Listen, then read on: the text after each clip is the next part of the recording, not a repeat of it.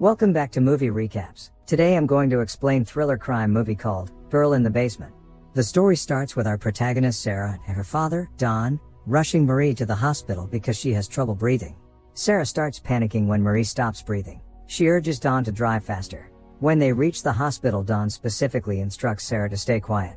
In the hospital, the paramedics rush to help Marie. They give her oxygen and try to save her life, but all they get is a flat heart line on the monitor. The story goes back 20 years earlier to a seemingly idyllic family dinner scene. Sarah and her sister Amy are having dinner with their parents, Don and Irene. The mood on the table changes as Sarah's father shows his oppressive side, not allowing her to go to a party and showing his reign over the family.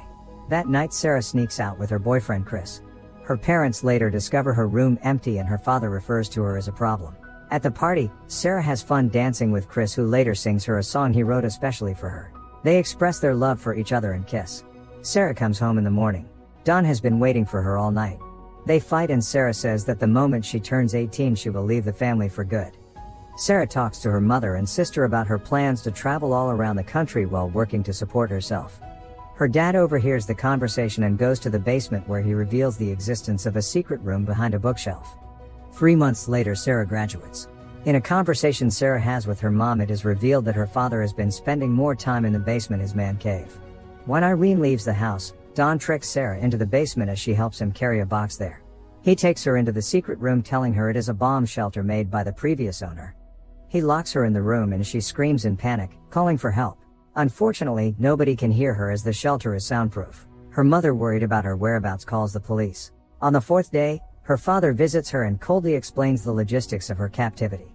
From now on she will have to earn everything she gets, even the clean ventilated air. Before he leaves, Don is taking advantage of Sarah. A cop visits the family, saying that she has likely left for her planned long trip across the country. Her mother does not believe that Sarah would ever leave home without saying goodbye, especially before her 18th birthday. Alone and afraid, Sarah reminisces about her nights spent with Chris as the days go by. Chris comes to the house. Don lies to him and tells him that after graduation Sarah ran away with her childhood neighbor Steve. On the 21st day of captivity in the basement, she celebrates her 18th birthday and her dad brings her a cake and a red nightgown as a gift. She asks for a clock and he tells her that she has to do something for him, so that he does something for her. When she disobeys him, he beats her.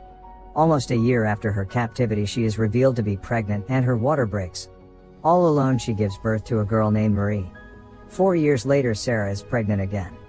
Don lives a secret double live, one with his wife Irene and daughter Amy, and another in the basement with Sarah and her daughter Marie. Still worried about the whereabouts of Sarah, Irene wants to hire a private investigator, but Don firmly says no.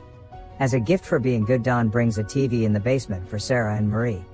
Later on, Sarah has a second baby, a baby boy Michael. One night Sarah makes her terrifying life story into a bedtime story filled with princesses and knights that she tells to her kids. Chris visits the house again, asking around for Sarah. Her sister Amy tells him the truth. Realizing that Don lied to Chris, they talk about how horrible he has always been to Sarah. Amy is afraid that Don might have killed her, citing his personality and bad temper in the past. To make the time go by, Sarah creates imaginary adventures for her children to help them forget the outside world. In the meantime, Don is confronted with his lies by Amy and Irene. A horrible fight ensues. Furious, Irene yells that she'll do everything in her power to find her daughter. During their fight, Don drops his keys on the armchair.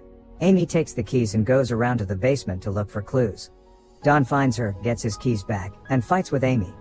She is mad, afraid, and blames him for causing Sarah's disappearance. As time passes by, Sarah has another baby boy who she names Thomas.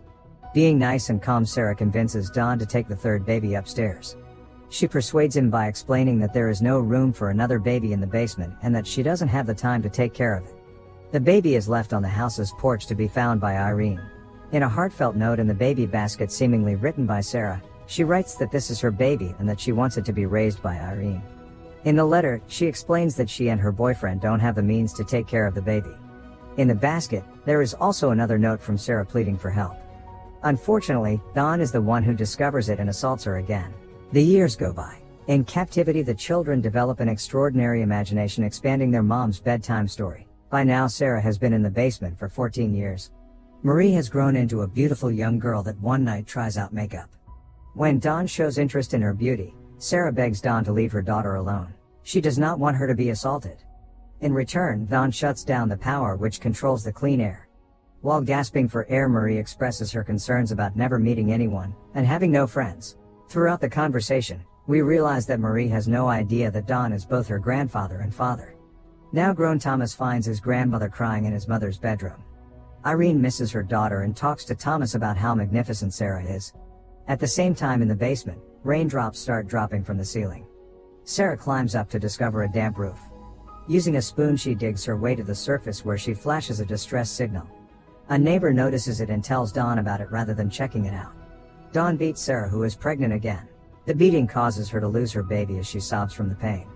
Sarah has a stillbirth and Dawn buries the baby in the yard. Dawn goes to the basement and complains.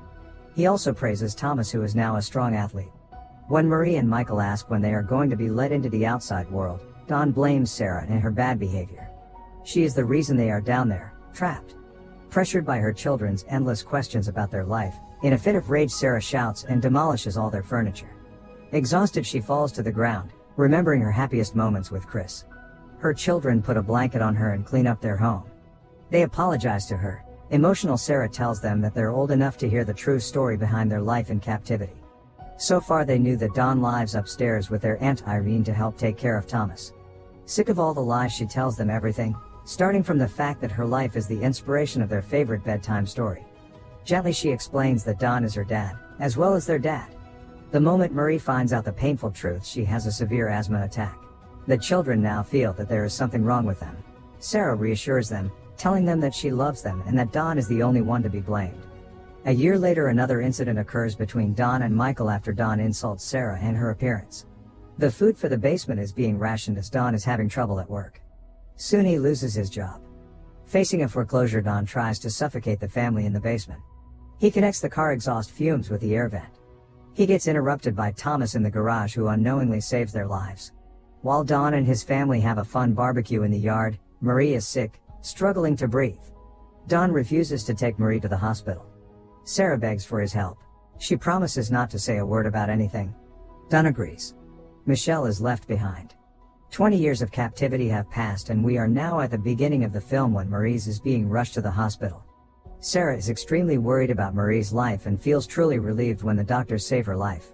When the nurse asks for more medical history, she is told that Marie is homeschooled and has only been treated with natural remedies. Sarah slowly scans the hospital seeking a way out, but she looks tired and lost. In an attempt to escape, Sarah spills water on the medical forms and separates from Don. Seconds before Don gets to her, Sarah reaches the nurse confessing she needs help. A police officer goes to talk to Don. The police arrest him. Sarah announces this to Marie. They are safe and free. The house is filled with police who free Michael as well. Irene and Thomas are devastated when they see Michael gasping for air as they take him out of the basement. Don sees everything from the back of the police vehicle.